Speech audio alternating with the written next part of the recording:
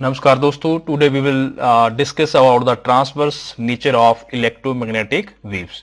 Since we know that waves are of two types, one are called as longitudinal wave and another one is called as transverse waves. Electromagnetic waves are basically transverse in nature और आज के इस video में हम इस बात को mathematically proof करेंगे कि इलेक्ट्रोमैग्नेटिक वेव्स जो हैं वो किस तरीके से nature wise transverse behaviour show करती हैं, transverse nature of electromagnetic waves. तो जैसा हम जानते हैं कि जो इलेक्ट्रोमैग्नेटिक वेव्स हैं बेसिकली उसको यदि आप एक डायग्राम की फॉर्म में रिप्रेजेंट करना चाहें तो जैसा यहाँ पे बताया है कि मान लीजिए कि इलेक्ट्रिक फील्ड वेक्टर जो है इस तरफ है E, it is electric field vector, और जो मैग्नेटिक फील्ड वेक्टर है वो इस तरफ है B। और जो ये वेव है electromagnetic wave, it is generated due to the variation, time variation of electric field and time variation of magnetic field. Electric field की वेरिएशन से मैग्नेटिक फील्ड बनती है और मैग्नेटिक फील्ड की वेरिएशन से इलेक्ट्रिक फील्ड बनती है, और इन दोनों की वेरिएशन से एक वेव जनरेट होती है जिसको हम इलेक्ट्रोमैग्नेटिक वेव बोलते हैं। और वो इलेक्ट्रोमैग्नेटिक वेव जो है वो मूव करती है perpendicular to both electric field and magnetic field. ये एक्स एक्सिस है, वेव जा रही है एक्स एक्सिस की तरफ, वेव जो जनरेट होगी that will move along X axis की तरफ if electric field and magnetic field vectors are either along Y axis और Z axis.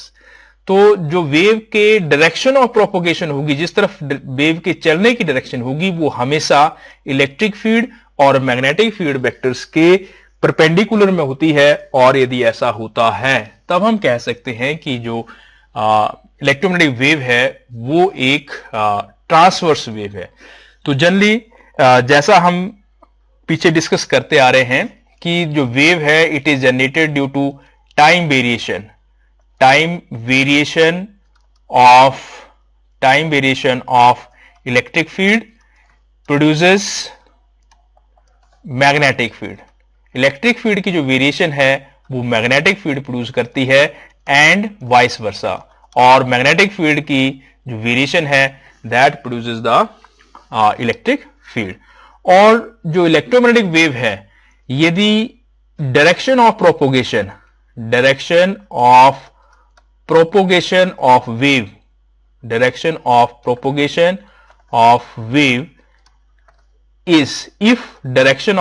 Of wave is normal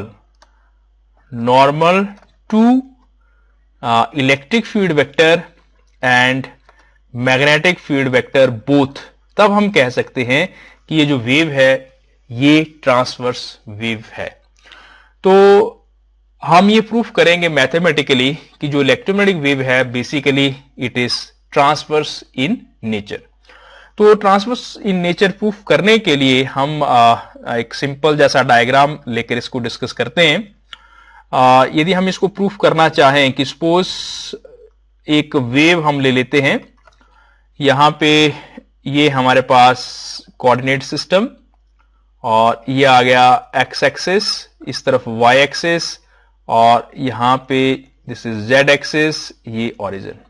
हम मान लेते हैं कि यहां पे एक वेव है और वो वेव जो है वो मूव कर रही है अलोंग एक्स एक्सिस की तरफ वेव जा रही है, और उस वेव का एक हिस्सा, एक वेव फ्रंट जो है एक पैरेललोपाइप्ड की फॉर्म में हम यहां पे मान लेते हैं कि दिस इज ए पैरेललोपाइप्ड, और इस पैरेललोपाइप्ड के द्वारा हम जो है वो इलेक्ट्रोमैग्नेटिक वेव को रिप्रेजेंट कर रहे हैं। ये हमने एक वॉल्यूम ले लिया, इस वॉल्यूम में से, इस पैरेललोपाइप में से कोई वेव है जो इस तरफ मूव कर रही है। तो ये जो भी पैरेललोपाइप हमने लिया है बेसिकली इस पैरेललोपाइप के आप देखेंगे तो 6 फेसेस हैं। ये हो गया एक फेस, ये हो गया दूसरा phase along X axis, Y axis पे ये तीसरा और ये फोर्थ, और उसी तरह से यदि आप जेड एक्सिस पे देखेंगे तो पीछे वाला जो सरफेस है, ये जो पीछे वाला सरफेस है ये हो जाएगा 5th फेस, और ये जो आगे वाला सरफेस है फ्रंट वाला ये हो जाएगा 6। तो जैसे आपके पास मैच बॉक्स या कोई बॉक्स होता है तो उसमें आप देखते हैं कि उसके 6 किनारे होते हैं, 6 फेसेस होते हैं, उन 6 के 6 फेसेस को हमने नंबर कर दिया 1 2 3 4 5 6। इसमें 2 1 2 along x axis, 3 4 along y axis and 5 6 they will be along z axis।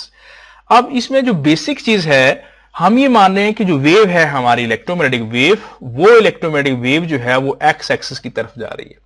तो हम सपोज कर लेते हैं कि जो वेव है that is wave is moving along X axis, कि मान लो एक्स एक्सिस की तरफ वेव जा रही है, एक चीज। और दूसरी चीज हम ये मान लेते हैं, हम सिर्फ एक वेक्टर की बात करते हैं क्योंकि दो होते हैं, इलेक्ट्रिक फील्ड वेक्टर और मैग्नेटिक फील्ड वेक्टर। हम इलेक्ट्रिक का प्रूफ करेंगे और मैग्नेटिक को सिमिलरली हम सेम लाइन पे वैसे ही प्रूफ किया जा सकता है। तो हम ये मान लेते हैं कि सपोज करो इलेक्ट्रिक फील्ड वेक्टर जो है E varies along X axis. हम उल्टा मान रहे हैं, हम ये मान रहे हैं कि इलेक्ट्रोमैग्नेटिक वेव जो है वो एक्स एक्सिस की तरफ ही जा रही है, और हम ये मान रहे हैं कि इलेक्ट्रिक फील्ड वेक्टर जो है सपोज कर रहे हैं कि वो इस तरफ एक्स एक्सिस की तरफ ही वेरी कर रहा है। ये हम एक अपोजिट एजम्पशन मान रहे हैं। तो बाद में हम देखेंगे कि जो हमने एज्यूम किया है ये ठीक है या गलत है। और मैग्नेटिक फील्ड वेक्टर भी आप इसी तरफ ले सकते हैं, या हम ये कह सकते हैं कि E जो है इलेक्ट्रिक फील्ड वेक्टर जो है E it is independent of y and z axis, कि इलेक्ट्रिक फील्ड वेक्टर जो है वो x एक्सिस की तरफ वेरी कर रहा है और वो y और z डायरेक्शन के ऊपर जो है वो डिपेंड नहीं करता है। ये हमारी जो बेसिक एजम्पशन है। तो रिजल्ट के बाद देखेंगे कि जो हमने एज्यूम किया था वो बात सही है या गलत है। यदि हम ऐसा एज्यूम करते हैं, then applying the Gauss's law of electrostatics, यदि हम अप्लाई करते हैं तो वो ये कहता है कि the surface integral of the electric field over a closed surface is always equal to Q upon epsilon naught. मगर क्योंकि यहां पे कोई भी चार्ज नहीं है, Q की वैल्यू जो है वो 0 है, इसलिए इलेक्ट्रिक फ्लक्स की वैल्यू जो है यहां पे 0 आनी चाहिए, क्योंकि सरफेस के अंदर कोई भी चार्ज नहीं है। तो ये जो हमने सरफेस इंटीग्रल लिखा, इसको यदि हम इस सरफेस के ऊपर बाइफर्केट कर देते हैं तो इसको हम ऐसे लिख सकते हैं, integration over the first face. तो यहां पे हो जाएगा E डॉट ds। उसी तरीके से हम integration over the second surface, तो ये हो जाएगा E डॉट ds। इस इंटीग्रेशन को हम इसके 6 फेसेस के ऊपर तोड़ करके अलग अलग लिख सकते हैं। तो ये हो गया EDS थर्ड सरफेस के ऊपर, और ये आ गया फोर्थ सरफेस के ऊपर, इट इज अगेन EDS, और फिर उसी तरह से it is upon fifth surface, और ये EDS, और उसी तरह से ये सिक्स्थ सरफेस के ऊपर ये फिर हो गया E dot ds, it is equal to 0। तो मैंने क्या किया कि जो लाइन इंटीग्रल था ये वाला, ये पूरी क्लोज सरफेस के ऊपर था। इस क्लोज सरफेस इंटीग्रल को मैंने 6 अलग अलग फेसेस के ऊपर तोड़ करके लिख दिया, जैसे आप डायग्राम में देख पा रहे हैं। अब यदि हम यहां पे देखें, हम ये अज्यूम कर रहे हैं कि भाई इलेक्ट्रिक फील्ड जो वेरी कर रही है वो सिर्फ एक्स एक्सिस की तरफ है, उसकी डायरेक्शन जो है वो एक्स एक्सिस की तरफ है, y और z की तरफ जो है इलेक्ट्रिक फील्ड की डायरेक्शन नहीं है, ऐसे कह लीजिए। या हम ऐसे कह सकते हैं कि यदि आप इस थर्ड फेज पे देखेंगे तो इसका जो एरिया वेक्टर है वो एरिया वेक्टर इस तरफ होगा, और फोर्थ का देखेंगे तो इसका एरिया वेक्टर जो है वो इस तरफ होगा। उसी तरह से फिफ्थ का देखेंगे तो पीछे की तरफ होगा, और सिक्स्थ का देखेंगे तो आगे की तरफ होगा।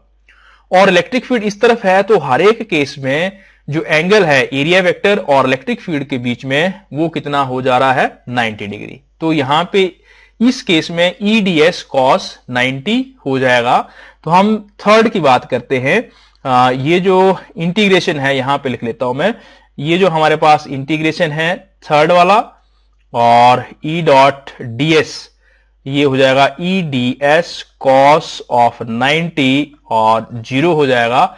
और उसी तरह से जो फोर्थ है वो भी EDS और cos 90 हो जाएगा।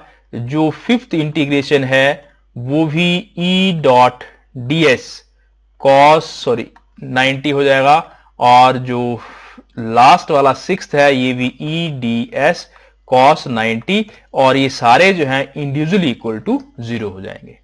तो इसका मतलब ये थर्ड फोर्थ ये भी इंटीग्रेशन 0 है, फिफ्थ सिक्स ये भी इंटीग्रेशन जो है वो 0 है, क्योंकि इन सभी पे जो एंगल है वो 90 डिग्री आ रहा है, ऐसे बोल लो, या ऐसे कह सकते हैं कि जो इलेक्ट्रिक फील्ड है it is only along the X axis और it does not depend upon the Y and Z axis.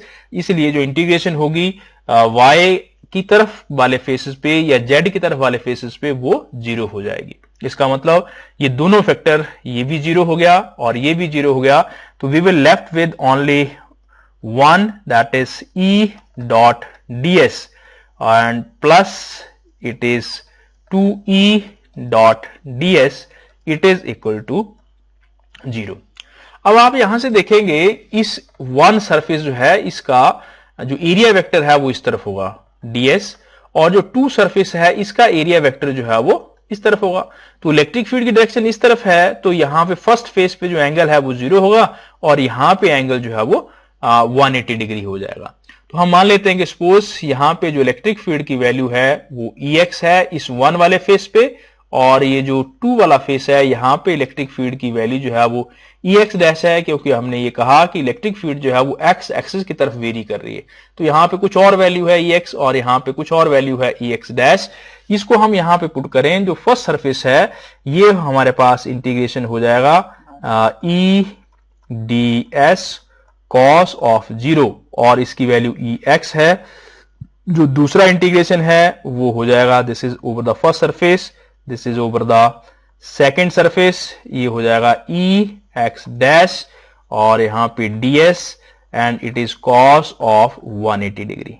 तो cos 180 जो है वो माइनस हो जाता है और 0 जो है 1, इसको यदि आप इंटीग्रेट करें तो इलेक्ट्रिक फील्ड ये हमारे पास Ex बाहर आ गया, इस ds का इंटीग्रेशन करेंगे तो s हो गया, और दूसरे वाला जो फैक्टर है प्लस यहां पे ds cos जो है वो 180 डिग्री, तो cos 180 डिग्री की वैल्यू जो है वो -1 होती है, इसलिए यहां पे जो सिंबल है वो माइनस हो जाएगा और यहां पे इलेक्ट्रिक फील्ड की वैल्यू Ex डैश है और ds का इंटीग्रेशन हो गया s, it is equal to 0। या s और s ये कैंसिल हो जाएंगे, तो यहां से हम एक सीधे कंक्लूजन ड्रॉ कर सकते हैं कि वे Ex जो है it is minus Ex dash it is equal to 0, और we can say that Ex it is equal to Ex dash. अब ये जो रिजल्ट आ रहा है ये बता रहा है कि भाई एक्स एक्सिस की तरफ, इस तरफ आप देखेंगे तो इलेक्ट्रिक फील्ड की वैल्यू जो है वो बराबर है, Ex जितनी फेस 1 पे है उतनी ही फेस 2 पे है। इसका मतलब ये हुआ कि जो इलेक्ट्रिक फील्ड है, electric field is not varying along X axis, X axis की तरफ इलेक्ट्रिक फील्ड जो वेरी नहीं कर रही है, या electric field is not varying along X axis, X axis की तरफ इलेक्ट्रिक फील्ड वेरी नहीं कर रही है। हमने शुरू में माना था कि इलेक्ट्रॉनिक वेव कहां जा रही थी, एक्स एक्सिस की तरफ, और हमने ये कहा था कि इलेक्ट्रिक फील्ड कहां वेरी कर रही है, एक्स एक्सिस की तरफ। मगर ये बता रहा है कि एक्स एक्सिस की तरफ इलेक्ट्रोमैग्नेटिक जो फील्ड है इलेक्ट्रिक फील्ड वो वेरी नहीं कर रही है, मगर इलेक्ट्रोमैग्नेटिक वेव तो है और इलेक्ट्रोमैग्नेटिक वेव मूव भी कर रही है। यदि इलेक्ट्रोमैग्नेटिक वेव है इसका मतलब इलेक्ट्रिक फील्ड वेरी करेगी, मगर हम ये रिजल्ट आ रहा है कि इलेक्ट्रिक फील्ड जो है वो एक्स एक्सिस की तरफ वेरी नहीं कर रही है। तो यदि एक्स एक्सिस की तरफ वेरी नहीं कर रही है, इसका मतलब इलेक्ट्रिक फील्ड या तो वाई एक्सिस की तरफ वेरी करेगी या तो जेड एक्सिस की तरफ वेरी करेगी, और चाहे वाई की तरफ करे चाहे जेड की तरफ करे, बोथ केसेस में इलेक्ट्रिक फील्ड की जो वेरिएशन है that is perpendicular to the direction of electromagnetic wave. इसका मतलब हुआ कि इलेक्ट्रोमैग्नेटिक वेव जो है it is transverse in nature. और similarly by applying the Gauss's law in magnetism, E की जगह यदि आप बी लिख देंगे तो सेम चीज जो है वो मैग्नेटिक फील्ड वेक्टर के लिए भी अप्लाई होती है।